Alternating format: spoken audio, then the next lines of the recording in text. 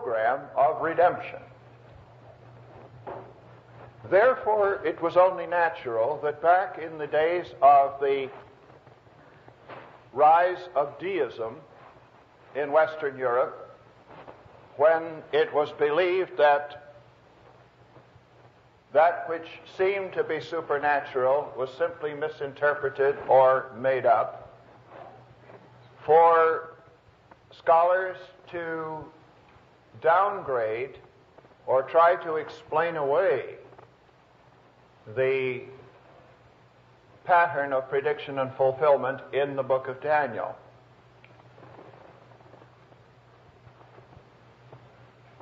The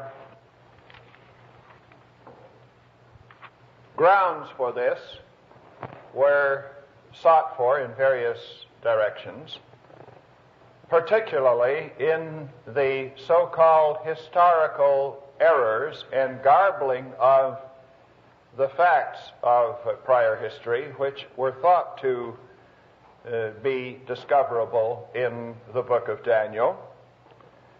But underlying all of this endeavor to search out arguments to discredit the book was an assumption that no man back in the 530s BC could possibly have foreseen the events of 168 to 165 BC, when the great attempt was made by Antiochus Epiphanes, the emperor of the Seleucid Empire, to stamp out the Jewish religion and to destroy all vestiges of the Holy Scriptures. Because we find in this period, or leading up to this period, particularly in the 11th chapter of Daniel, a step-by-step description of the progress of events that will ensue after the reign of Cyrus the Persian, during which the book of Daniel was compiled and prepared for publication. Perhaps it should be pointed out, first of all, that if the challenge has to do with the possibility of successful predictive prophecy, we should freely admit that it is impossible for any man to predict successfully even the morrow. We do not know what is going to happen to us during the balance of this day. And it is simply absurd to suppose that any human being could see that far in advance, from 530 to 165. But the book doesn't say that this was something that Daniel figured out. It doesn't allege that he was the one who made the prophecy. It says that he received this revelation from Almighty God. And the presupposition through all 66 books of the Bible is that the God who rules heaven and earth is a God who cares about his children, and that he has created us in his image, and he has a wonderful purpose for our lives, and also for the career of the church, who compose the mystical body of his Son. And that it is he who not only brings all events to pass, but who foreknows them and plans what he is going to do in coping with and employing to his own glory the opposition of wicked and gainsaying men. Now, the second thing that I would like to observe is that if the initial assumption is that there is no such thing as genuinely fulfilled prophecy, And then the evidence of the texts of various books. And we have surveyed the Pentateuch so far, and the prophecy of Isaiah. If the evidence is manipulated in such a way as to prove that there is no successful, genuine, predictive prophecy, then all you have is an exercise in futility. For if you start with your conclusion as your premise, you are reasoning in a circle. And it is this logical fallacy that vitiates the entire procedure of rationalist modern criticism of the Bible. The conclusion is tacitly assumed to be the initial premise. The third observation is that the Lord Jesus Christ himself, in his Olivet Discourse in Matthew 24:15, refers to the abomination that causes desolation spoken of through the prophet Daniel. And here he uses, at least in the Greek form that his address has been transmitted to us, the preposition dia with the genitive case. And this is used only to express personal agency. It is never used to express something that is found written in a book, but it is through the person of Daniel. The same wording appears in Mark 13:14 that also reports the same address.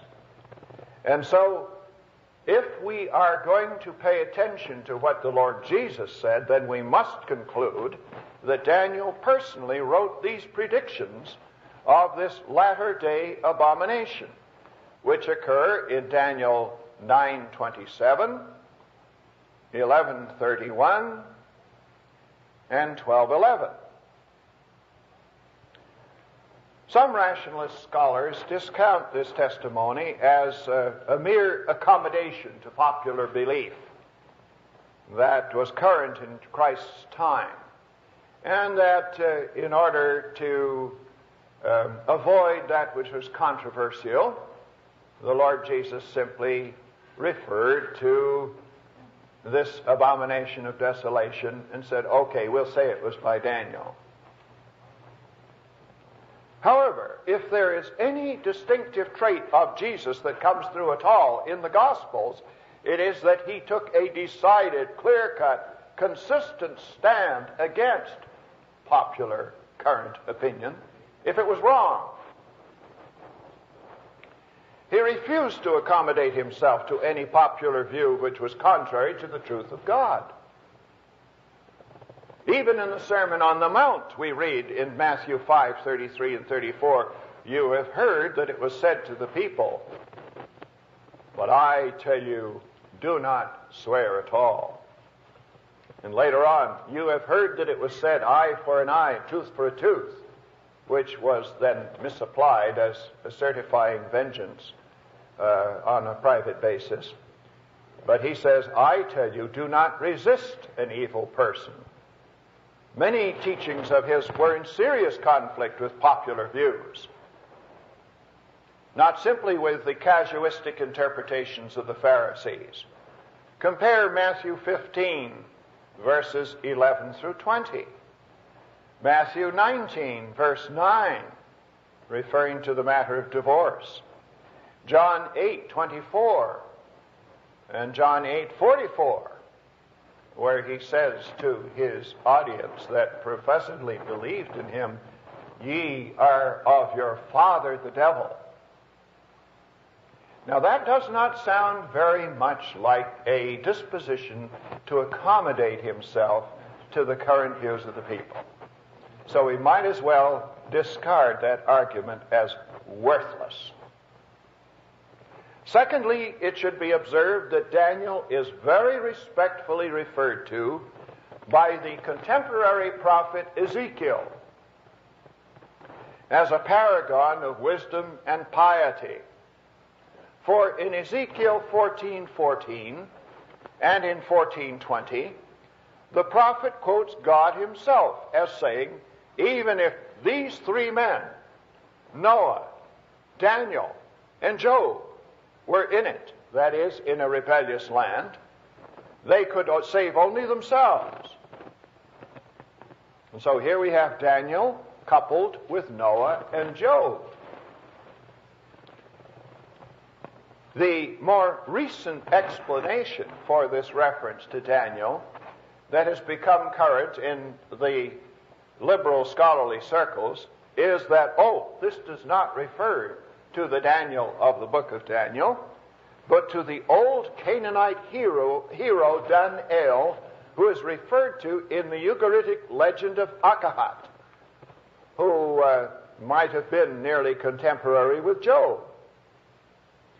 And so this speaker took occasion to study the legend of Akahat in some detail. And this is what he found.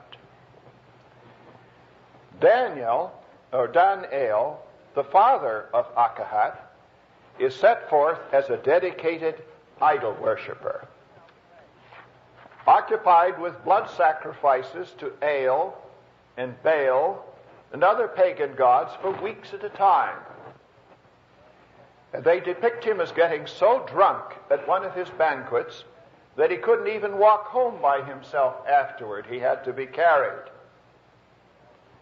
They record how he uttered vengeful curses against the eagle or vulture that killed his son. And finally, capturing it, he split open the belly of the eagle and put a curse upon the entire city of vultures.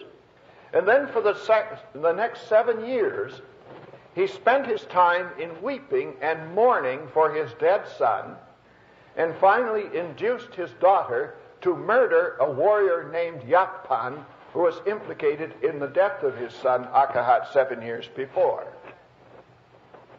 Now I ask you, from this description, is it possible to see a moral and spiritual superiority that would impress Ezekiel, to say nothing of Yahweh whom he quotes, as putting this Dan-el on a level with Noah and Job?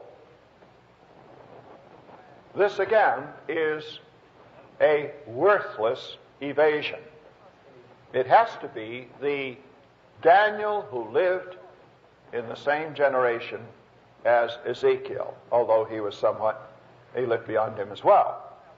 So what God is saying in Ezekiel 14:14 is that even though outstanding heroes of faith like Noah at the beginning of post-diluvial history, and Job in the patriarchal age in the middle of the second millennium BC, were to combine with godly gifted Daniel in the present age to intercede for apostate Judah, their supplications could not prevail with God.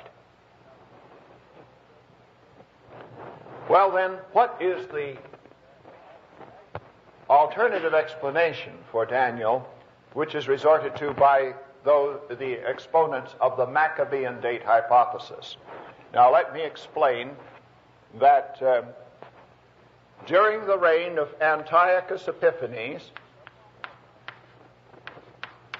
who was Antiochus IV, the term Epiphanes was a honorific descriptive adjective saying that he was the manifest, the manifest one, in the sense of being God manifest in the flesh. And he so describes himself on his coins, and I happen to be a Bible coin collector, so I know whereof I speak. His reign extended from 175 to 164 BC. And it was in the year 168 BC that Antiochus Epiphanes decreed that the temple of Jehovah in Jerusalem was to be taken over for the worship of the king god Zeus, who was honored in Antiochus's pagan religion, and that the altar of the Lord should be consecrated to the worship of pagan deities, first of all by having a pig sacrificed upon it, which of course would desecrate it hopelessly for use in the service of the Lord. He issued a decree, furthermore, that not only should the temple of the Lord be shut off from all approach by the worshippers of the God of the Jews, but that anyone who should be caught with a copy of the Hebrew Scriptures in his possession should be put to death. That would be a capital offense. They had an opportunity to turn over all copies of their Bibles to the governmental authorities, and after that date they should be put to death. And furthermore, if any Jewish child were circumcised on the 8th day as required in the law of Moses, those who had any involvement in the circumcision should also be put to death.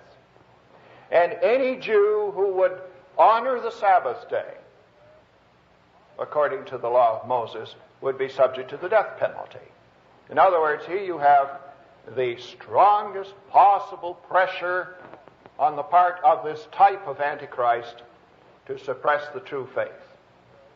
And at this challenge, the Maccabee family, actually that is a title that was attached to Judas Maccabeus, one of the sons. But in general, they are known as Maccabees, an uprising against the authority of the Greek-speaking government that had its capital in Antioch, broke out in the year 168, when Mattathias, the priest of Modin, raised a banner of revolt, and patriots came streaming together to form guerrilla forces, and ultimately, although Mattathias did not live too much longer after that, the leadership was taken over by Judas Maccabeus, one of the great heroes of the faith to be found in all of Holy History. And as God prospered him and his valiant fighters, the Syrian Greeks were pushed out. The temple was cleansed and rededicated to the worship of the Lord on the event which has been celebrated ever since as Hanukkah, or Hanukkah. Now, the higher critical theory is that this book of Daniel was a piece of pious fiction that was drawn up by some unknown writer in order to stir up patriotic enthusiasm on the part of the Jewish public, so that they would be willing to risk their lives in order to free their country from not only foreign domination, but the attempt to stamp out their faith and their identity altogether. Interestingly enough, the theory which was proposed as being the scientific, objective, correct analysis of the origin and composition of the book of Daniel, and which explained all of the possibility of predicting events leading up to that period, which occur in the 11th chapter, this theory turns out to be no brilliant new insight of modern scholarship, but simply the revival of an old, discredited argument of a 3rd century Neoplatonic philosopher named Porphyry, who came from the city of Tyre. His opinions are described and refuted by Jerome in his commentary on Daniel, a book which it was my privilege to translate into English back in the 1950s and have it published for the first time. And he contended that this was simply a pious fraud perpetrated by a zealous propagandist. After Jerome's able refutation of Porphyry's arguments, Porphyry was more or less dismissed by subsequent Christian scholarship as a mere pagan detractor among many others. And so the matter rested for many centuries until the 18th century, when all miraculous or supernatural elements in Holy Scripture came under suspicion. And Porphyry's theory received increasing support from rationalistic scholars like Michaelis in 1771, Eichhorn in 1780, Berthold in 1806, and many others after them. And they all agreed that every accurate prediction in Daniel was written after it had already been fulfilled. Remember that nice little phrase I taught to you yesterday, vaticinium ex eventu, or an oracle on the basis of a previous fulfillment, or prophecy after the event. And therefore it must have been composed in the period of the Maccabean revolt, principally 165 BC. Now, the result is that even today in the 20th century, the Maccabean date hypothesis for Daniel is considered in many schools and in practically all university centers across the country and throughout Western Europe, throughout the Roman Catholic Church, so far as it has been taken over by the liberal-minded intelligentsia, as being one of the most assured results of modern scholarship. Daniel is a forgery dating from the Maccabean period. However, what we must emphasize and insist upon is that the objective data having to do with the book of Daniel, when fairly and impartially considered, according to the rules of legal evidence and of sound logic, provide an overwhelming body of evidence against the possibility of a 2nd century date for the composition, and strongly point in favor of its authenticity as a genuine work of the 6th century Daniel.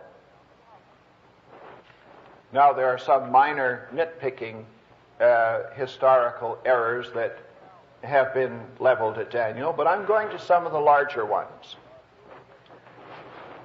In the 2nd chapter of Daniel, we find that among the various classes of astrologers and soothsayers and magi connected with pagan worship, whom King Nebuchadnezzar has come in before him to tell him what his dream was and then to explain it, we find that there is a reference to the Chaldeans.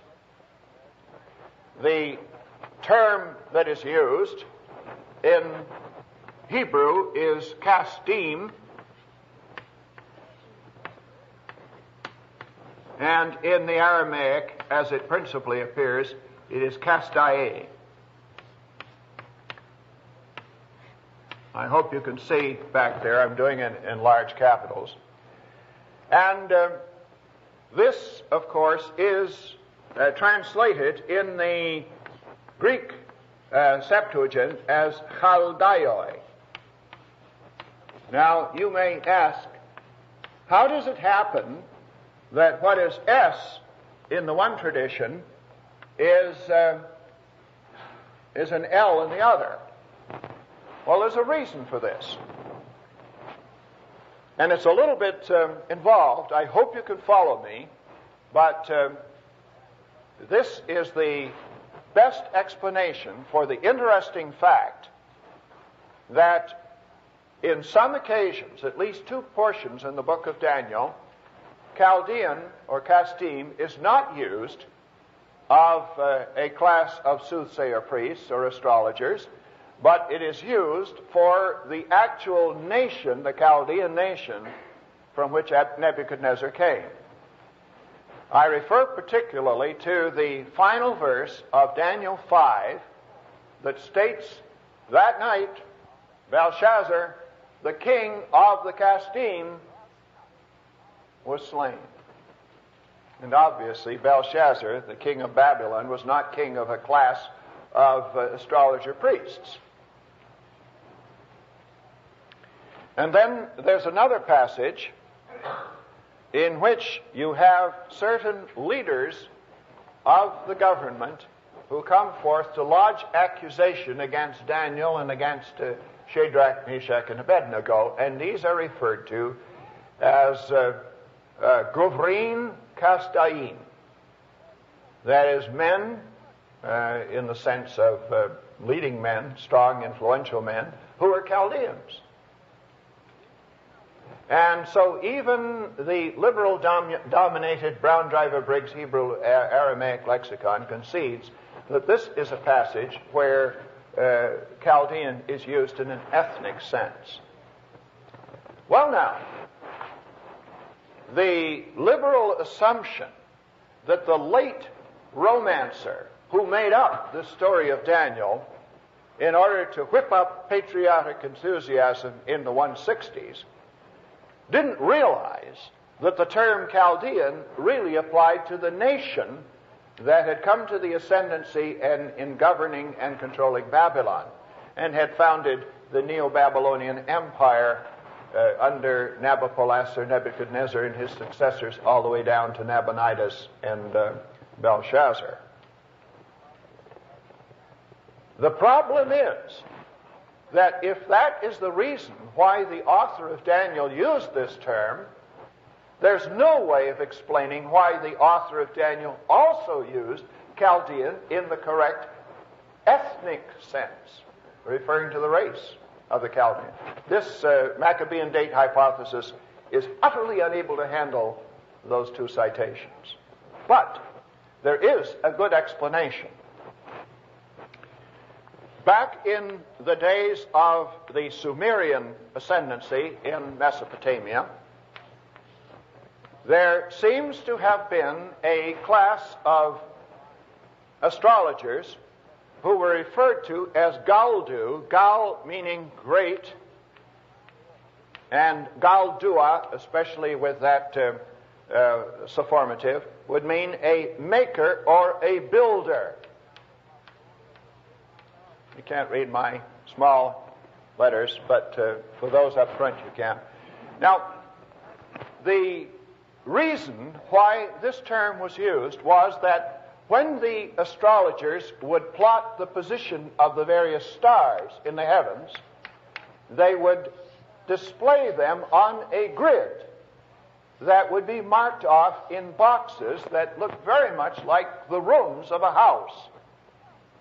And so it was natural for them to pick up this term, master builder, which of course would apply to the architect of a home. Then, when the term was taken over by the Akkadian-speaking Babylonians in the 2nd millennium BC, they pronounced it, according to their phonetic system, Kaldu. That's the second stage. So here you see you have a possibility of confusion. You have a pair of homonyms, a Kaldu, which later comes to apply to the Chaldeans. Now, how does the S come in? Well, the Chaldeans were originally known as Kasdim.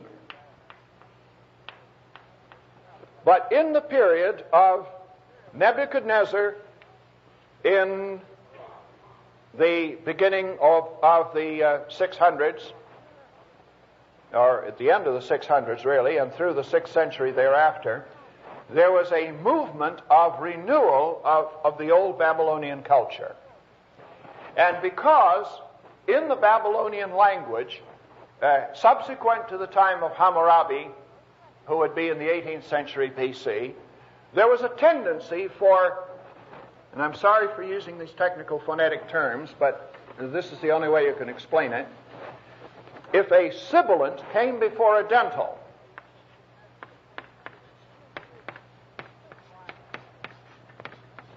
And it comes out to practically a formula in physics. A sibilant before a dental becomes an L.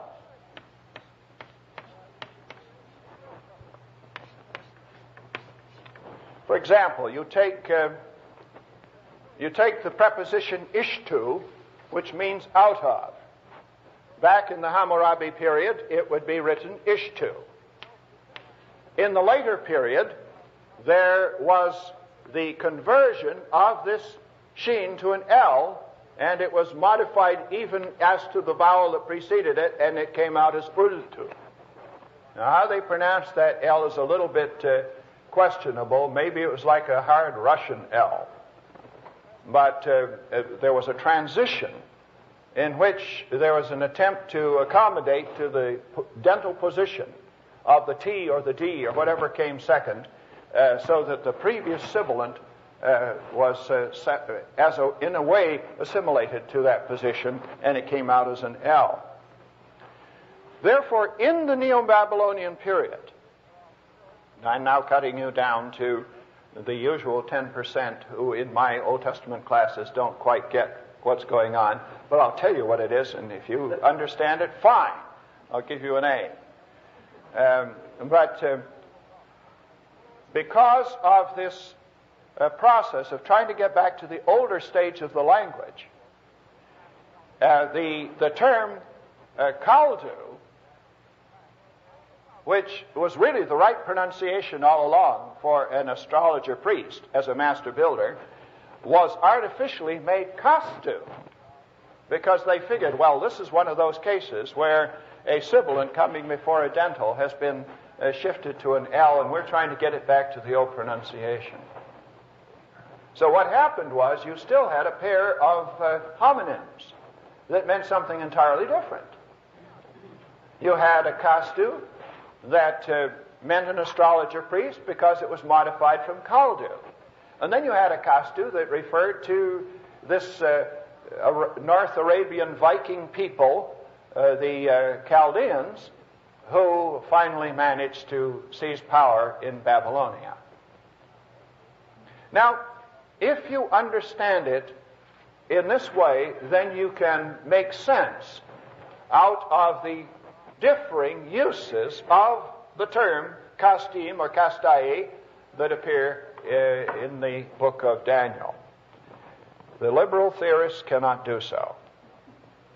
This, by the way, is a brilliant solution to the problem that came from the researches of Professor Robert Dick Wilson of Princeton back in the 1920s. And I'm happy to pass it on to you. Those of you who want to see how it differs in cuneiform, I have it here for you. I will pass over the matter of the manuscript fragment found in the first Qumran cave, the prayer of Nabonidus, because that's a rather a cherche thing that you'd have to be in seminary to be excited about. But we do have the question of the relationship between King Belshazzar and Nebuchadnezzar. Now let me say something about Belshazzar. Back in the heyday of framing the Maccabean date hypothesis, which was, of course, the tail end of the 18th century and all through the 19th century, one of the principal arguments against the genuineness of Daniel is the gross historical blunder into which he fell when he said that the last king of the Chaldean Empire was Belshazzar. Whereas, according to the Greek historians, and those are the only historians they really had for the period in secular literature, the name of the last king of the Neo-Babylonian Empire was Nabonidus. So the Maccabean date author goofed. He came up with a Belshazzar from goodness knows where, but of course he was wrong. Well, after they had put themselves out on a limb, it so happened that cuneiform tablets were discovered in the Babylonian region that did refer to the son of Nabonidus, Belshazzar. Oath tablets in Neo-Babylonian cuneiform dating from 543 BC, the 12th year of Nabonidus, associate now Belshazzar, his son, with him on an equal footing. And it became very apparent that Daniel had the information about the true state of affairs back in 540, 539, which had already been forgotten and were unknown to Herodotus, the Greek historian, in the following century. So instead of Belshazzar being the proof of a late date, it became an irrefragable proof of an early date. Because here is an author who knew what the cuneiform tablets coming from that period tell us, that Belshazzar was king number 2. He was associated with his father Nabonidus in the rule of Babylon during the last days of the empire. In fact, probably for a good 10 years or more before then. And so it becomes apparent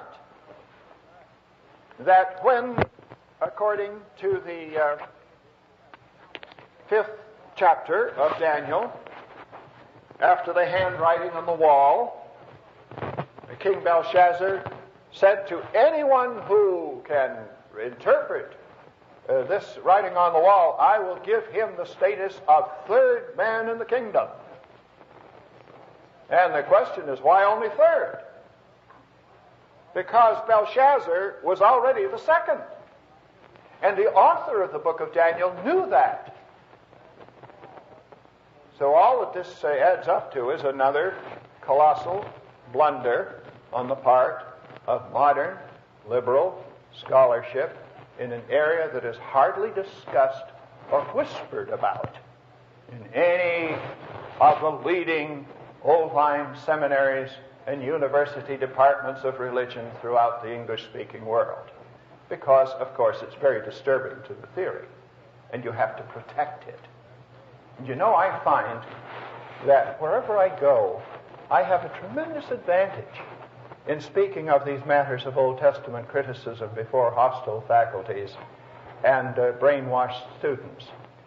I present to them evidence that they have never heard of before and for which they can find no answer.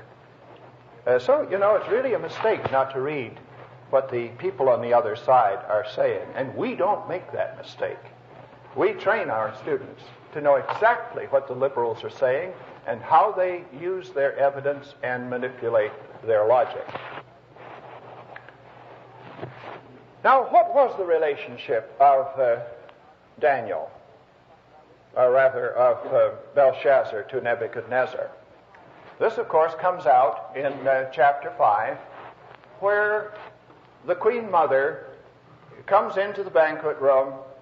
Belshazzar and all of his leaders, they are trembling in their boots. They don't know what this handwriting on the wall means. Obviously, it is of supernatural origin, and it is of very sinister importance. And the Queen Mother comes in, and she says to her son, King Belshazzar, how foolish of you not to consult Daniel, who successfully predicted to your father, King Nebuchadnezzar, the things that were going to happen.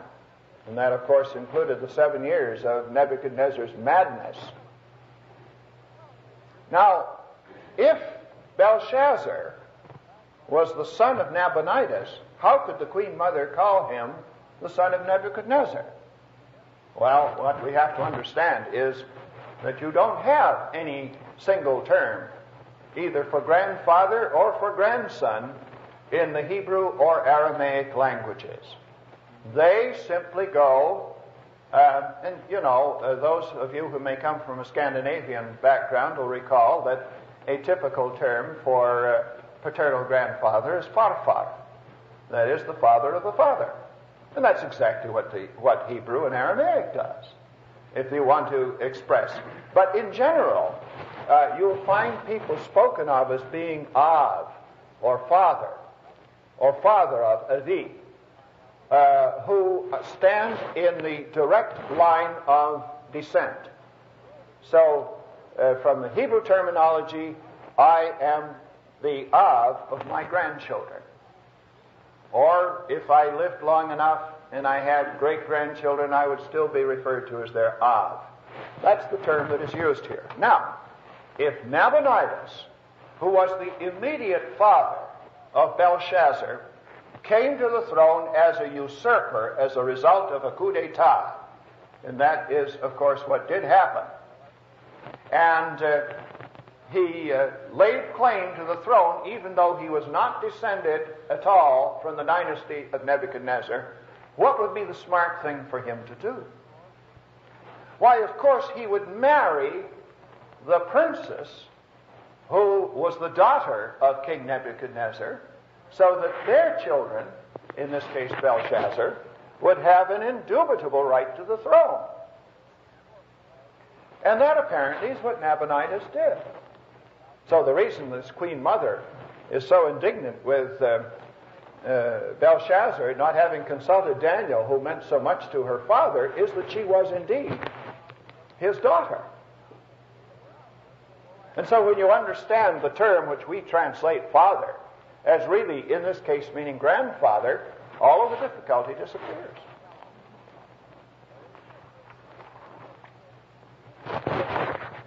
We now turn to another very interesting alleged historical discrepancy, that of the successor of Belshazzar, or at least the one who is spoken of as being next in control of Babylon, as Darius the Mede. Well, now, according to historical records, and indeed according to the testimony of the Hebrew Scriptures themselves, the power that overthrew Babylon was that of the Medo-Persian Empire under Cyrus. How then did a Mede named Darius get slipped in here by the author of Daniel? The only possible explanation, according to the Maccabean date hypothesis, is that the fellow lived so far away from the times that he got all mixed up. And he confused Darius the Persian, who began to reign in 522, rather than in 539, as being the one that the romancer stuck in there, although it was contrary to historical fact. Well, now, there are many, many difficulties in that explanation. Darius, the son of Hystaspes, who came to the throne as a result of the assassination of the impostor who claimed to be Smerdis, and was acclaimed as new emperor by his fellow followers, belonged to a Persian line. Hystaspes was the ancestor of the same line as Cyrus the Great. There's no way that he could have been called a Mede. Secondly, the Darius the Mede, who is referred to in the book of Daniel, according to Daniel 6:1, was 62 years of age. Now, I used to say that he was an old man when he was 62 years of age. I now have a better perspective. But he was 62. And in all probability, Darius, the son of the descendant of Hystaspes, was only about 22, because he was part of the young men who were of the king's bodyguard back in 522. So you've got a discrepancy of 40 years to account for in this garbling theory. Also, the author of Daniel believed that Belshazzar was conquered by a coalition of Medes and Persians. Now, this is the most damaging thing about the handwriting on the wall. It turns out to be not only against King Belshazzar, but against the Maccabean date hypothesis. for it renders it impossible. Now let me explain. According to the Maccabean date hypothesis, the pattern of the 4 empires that you find beginning in chapter 2 is as follows. The first one is Chaldean. Everybody agrees on that. The second one, according to them, was Median. They have to do that because otherwise they can't come out with 4 and land in on a period contemporary with the Maccabean uprising. So they've got to say that. Then the third one is Persian. And the fourth one is Greek. And of course the Greek Empire, founded by Alexander the Great in the 330s, persisted up until the time of the Roman conquest, and particularly up until the time of Pompey the Great, who took over that whole area for the Roman Republic in 63 BC. Now, that means that according to the author of the book of Daniel, the Medes came first. Now, it is true that Darius the Mede is referred to as being the acting king in Babylon, and it's in his short reign of 1 year, or possibly 2 years, that Daniel gets thrown into the lion's den and proves to be inedible. But the handwriting on the wall is very easy to remember. Mene, Mene, Tekel, Parsin,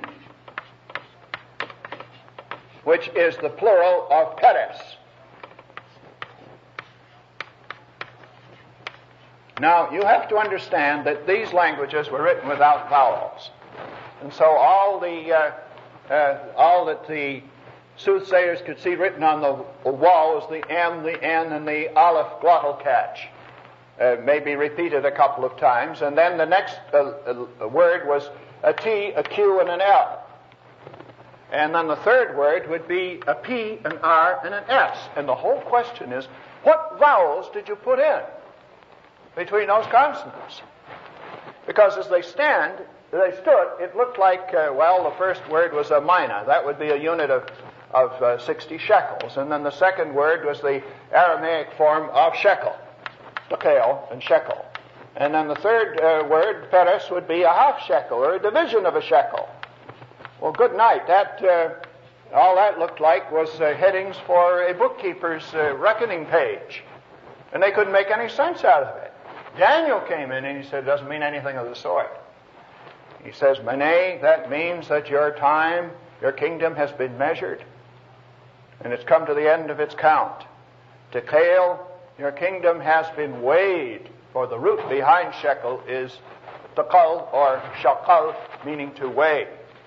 And the third, then he says the third word, Peres, means that your kingdom is divided. Now, he uses the word in Aramaic, perisat. And I'm going to write the vowels in small letters and the consonants in capital letters so that you can see what's involved.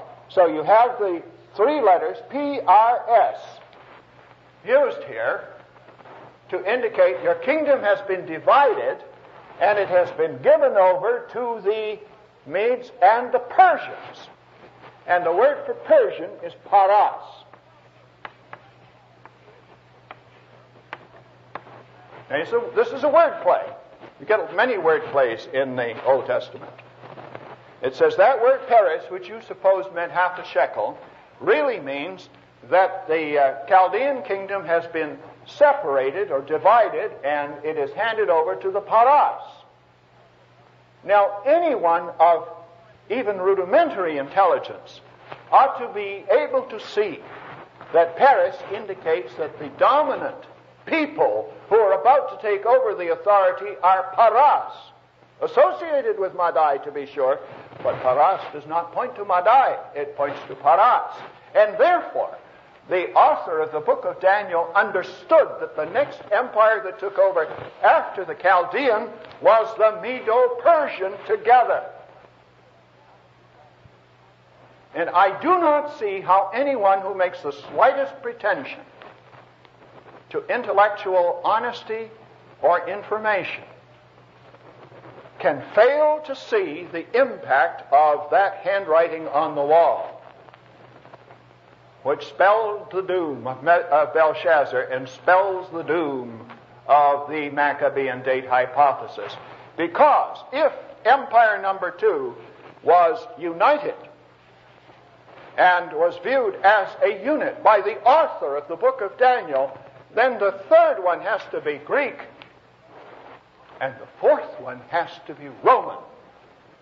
And remember what we said, the Roman Empire did not take over until 63 BC, over a century later than 165. And remember, the whole effort at dating the thing Maccabean is so as to prove that everything is Vaticinium ex eventum. But you cannot say that in 165 there was any establishment of a Roman Empire over the Near East. Although Roman influence had gotten to Asia Minor, but not to Syria, not to Palestine. So what we have here is an exposure of the utter inadequacy of trying to explain away the pattern of prediction and fulfillment which is discoverable in the book of Daniel and which points unmistakably to divine authority. The last thing I want to point out, and this will impinge a little bit upon question time, but it's extremely important, and that is found in the 9th chapter of Daniel, a prediction of the exact year of the appearance of Jesus as the Messianic Prince. Now I'm talking about the verses going from 925 to 927, in which we are told that the prophet Daniel, after he had labored long in prayer on behalf of his people in regard to the 70 years of captivity, the angel of the Lord comes to him and explains to him. Beginning in verse 25, and know and understand from the going forth of a word or command to restore and to build Jerusalem unto Messiah the Prince, Mashiach Nagib, there will be 62 weeks, and the 7 weeks. In other words, it adds up not to the full 70, but to 69. Now we're told that the terminus a quo is from the going forth of a commandment to restore and build Jerusalem. It doesn't say anything about restoring the temple. It talks about the city. Now that's important. 69 times 7, and of course these weeks mean heptads or combinations of 7 years, comes out to 483 years. According to the generally accepted chronology of New Testament times, although some have varied 2 or 3 years, the crucifixion of Christ occurred in 30 A.D. Now, if his ministry extended for 3 or 3.5 years, that means that the coming forth of Messiah the Prince would have to be dated at 27 A.D. Now, we have to look for a span of 483 years from the going forth of a decree to restore and build Jerusalem. And we find one in the return of Ezra that took place in 457 BC, where he was sent back in the 7th year of Artaxerxes the king with a permission and an authorization to rebuild Jerusalem spiritually and materially. Actually, it is true that it remained for Nehemiah later on in 446 or 445 to finish the rebuilding of the walls. But let's remember that Nehemiah was astonished and disheartened when his brother Hanani told him that the walls of Jerusalem still hadn't been built. They were still lying in ruins and burned with fire. Now, Nehemiah must have had reason to believe that they had been rebuilt. And so when these tidings came to him, he was disheartened. And he said, something has to be done about this. But that is indirect evidence that Ezra did have an authorization from King Artaxerxes to rebuild the walls. And in his penitential prayer that is recorded in the 10th chapter, he says, in reproach to his people for having gone off into ways of compromise and worldliness and allowing their sons to marry pagan girls and disregard the separation and the purity and the holiness standards that are set forth in the Pentateuch. He says in his penitential prayer, and now, Lord, thou hast granted unto us favor in the sight of the kings of Persia to restore and to build a wall in Judah and in Jerusalem. Now, the reason he did not complete it, despite the permission of Artaxerxes, was the fierce opposition of the surrounding nations. An opposition that Nehemiah very soon came in contact with when he came back with his troops. But Nehemiah was able to tough it out and to put through a building campaign that was a record speed, because it got everybody working. Imagine druggists, apothecaries, and cooks and laundrymen and everybody getting busy on masonry without a union card. But he had a line, he had a portion of the wall assigned to each one of them. But that is not the time when the first decree went forth to restore and build Jerusalem. It was 457. All right, now let's do a little arithmetic here. From 483, we subtract 457. And we come out with 26 left over. 26 AD. Well, it's a little bit early for Christ's appearance as Messiah, his baptism, and so on. But wait a minute, we've forgotten something. When you pass from 1 BC to 1 AD, you gain a year. And that means that it really comes out not to 26, but to 27. 3 years before the crucifixion. Now, how is a rationalist going to explain that accurate a prediction? To specify the exact year of the appearance of the Prince, Messiah, Jesus. There is no other possibility of responding to this kind of evidence but by the acknowledgement that it was of God. That's right. And I'm sorry for anybody who still has to defend the Maccabean date hypothesis, because his whole structure can so easily be smashed to pieces. And that, of course, is the business in which you and I should be engaged. Questions? Yes, do it. I was surprised to hear that F.F. Bruce has taken a late date for the Book of Daniel. Oh, that's been 30 years ago. I was surprised because I always thought of him as more kind of conservative that you are in these respects. I know he sounds like that in his treatment of the message and the teaching of Scripture generally. But he also, if I'm not mistaken, believes in a Deutero-Isaiah, whom we disposed of yesterday. Any sequel on that? Okay, your question.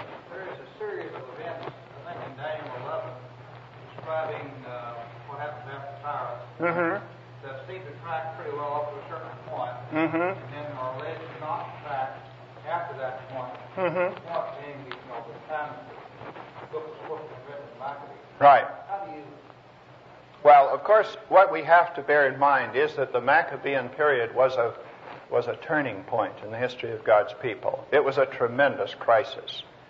In some ways, almost as severe a crisis as the attempt of Haman to complete genocide against the entire Hebrew race. Kind of a Holocaust, religious Holocaust. That's right. And so the question was, would the Jewish believers knuckle under to this? Or would they lay their lives on the line for the faith? And foreseeing the crucial turning point, so important to the program of redemption, that out of this terrible pressure, this fierce persecution, there should come forth a group of believers who counted not their lives to be worthy to compromise for. In other words, they'd rather die nobly than to live as slaves. And therefore, so as important as this was, the emphasis in chapter 11 is upon that event. But if you come to verse 35 of chapter 11, then you will find that there is a whole series of things said about the coming dictator which do not fit the life of Antiochus Epiphanes. For example, it states somewhere in the 40s of that chapter, right near the end of the chapter, that this future persecutor and tyrant will pitch his tent between the Dead Sea and the Mediterranean, right in the vicinity of Jerusalem, and there he will die. But Antiochus Epiphanes died thousands of miles away from there in Tabi in the land of Persia. So this could not be prophecy after the event because the event did not occur. In other words, you've got a transition between the type, the little horn of empire number 3, and the antitype, the little horn of the eschatological phase of empire number 4 during the time of the tribulation. And that Antichrist is going to die in Palestine in connection with the whole operation of the Battle of Armageddon. So, even citing Daniel 11, when you come to the final portion of it, you can see that the Maccabean date hypothesis does not explain, but only creates impossible difficulties. And we've already pointed to the fact that the Fourth Empire is Roman, and no Maccabean romancer could have foreseen that Pompey the Great would take over the entire area on behalf of the Roman Empire in 63 BC. This evidence in chapter 9, leading you to the exact date of the appearance of Jesus Christ, is an absolute clincher. Question back there. Would you comment on the use of the early Aramaic language versus the later Aramaic language? That I've heard is a proof of the great origin of Daniel. Yes, well, I was the one who wrote this up in chapter 11 of New Perspectives on the Old Testament that came out in 1970 by Word Incorporated of Waco, in which I showed the result of a linguistic comparison between the Aramaic of Daniel, allegedly of the early 2nd century, and the Aramaic of the Genesis Apocryphon, discovered in Cave 1 as a midrash of certain portions of the book of Genesis, and dated by the scholars who published it as probably having been composed by 200 BC or earlier. Therefore, that Aramaic should be absolutely contemporaneous with the Aramaic of Daniel. And you know what we found? That with a careful comparison of the vocabulary, the grammar, the syntax, the word order of the Genesis Apocryphon, which is indubitably of the 2nd century BC, it showed characteristics that were centuries later than the Aramaic of the book of Daniel. And it also showed that in the matter of word order, there is a consistent tendency in the Aramaic of Daniel to defer the position of the verb in normal Western Aramaic, the kind of Aramaic that you find in the Genesis Apocryphon, and in other examples of the Western dialects of Aramaic, the verb comes first in the clause, just the way it does in Hebrew. But not so in the book of Daniel. You find the verb characteristically deferred to late. Sometimes it's even the last word in the clause, like classical Latin. What's the explanation for this? Well, if this book was composed in Babylon, then it would be confronted with the example of the Babylonian language, which characteristically puts its verb at the end of the clause or late in the clause. In other words, you have an interaction between culture that extends from language to language. And the Akkadian-speaking Babylonians got it in turn from the Sumerians, who always put their verb at the end of the clause, with an even greater rigidity than Cicero. And so you have the passing on of this word order concept from Sumerian to classical Babylonian to Neo-Babylonian to Aramaic. And it's the only thing that really explains the word order. This book must have been composed in the Babylonian region. Well, if it was, it could not be Maccabean, because the Maccabean one would have to have been composed in Palestine and follow Western rules of word order. Now, if you want to get the specifics, I gave you, in the original Aramaic character, all of the data that results from a careful comparison between the Genesis Apocryphon and the Aramaic chapters of Daniel. And while we're on that, let me mention that 2 or 3 years later, a companion study of that came out in a Festschrift for O.T. Alice called The Law and the Prophets, in which I did a similar study of the Hebrew of the book of Daniel and the Hebrew of the sectarian documents that came from Cave 1, the rule of the congregation, the war of the sons of light against the sons of darkness, and the Damascus covenant, and so on. And in there, I also found that the characteristics of the Hebrew of these 2nd century Hebrew documents were centuries later than the Hebrew that you find in the book of Daniel. So, on linguistic grounds, it is impossible for anyone to be intellectually respectable and still believe in the Maccabean date hypothesis. He has to forget all about language and just cling to this proposition in naked faith.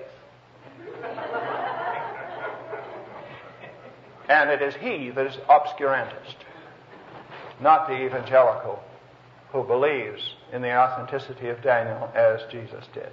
Yes, your question. One was very brief. You mentioned that in discussing the relationship of Nabonidus to Belshazzar, that apparently Nabonidus married the daughter of Nebuchadnezzar. Is there external evidence for that, or is that just assumed from the fact that she called Nebuchadnezzar the father? Up until this time, there's not been any actual corroborative evidence, but the records that have to do with this latter end of the Chaldean Empire are at best brief and inadequate. Some scholars believe, and I think Dougherty was one of them who went into this with great detail, that the name of this Queen Mother was Nitocris, and she was known to be a daughter of Nebuchadnezzar, a very influential queen. But that has not been verified. I simply give that Nitocris. That's the Greek form of the name. We don't know what the Chaldean form might have been. One more question, then we'll have to close. Yes, sir. We've introduced literary, and yesterday you did a comment on the literary differences between the two so-called literal ideas.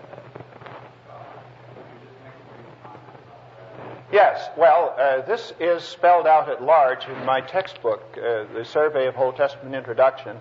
I think you'll have about 4 or 5 pages devoted to it, and it's fairly technical. I mean, if you don't know Hebrew and have not studied it in some depth, it would be a little bit difficult to research this on a satisfactory level. But I think I may have mentioned the fact that you find the recurrence of not only the same evils and lamentable moral and religious conditions in Isaiah Part 2 that you have in Part 1, but you also have very similar ways of referring to them. In some cases, even a complete repetition. And the reference to the characteristic term referring to God in the book of Isaiah is Yahweh Tzevaot. As Kadosh Yisrael. Yahweh Tzevaot does occur too, but Kadosh Yisrael. Now that means the Holy One of Israel. And this occurs something like 14 times in the second part of Isaiah and 13 times in the first part. And outside of Isaiah, it occurs only 5 times in the whole Old Testament. So here is a characteristic term used by the historic Isaiah as a result of the impact of the vision that he had in chapter 6, where the angels come singing, Kadosh, Kadosh, Kadosh, Yahweh Tzevaot. And he makes that the Kadosh of Israel. There are many other phrases that could be cited, but it's too late to go into this, and I'd have to have a little bit more motivation on the part of some of the audience to. But you come to seminary, and we'll be glad to. And by the way, I see that there's going to be a little difficulty about giving you that final exam because Stuart McLaurin has disappeared, and I was counting on him to mark it. So we'll have to defer it until later.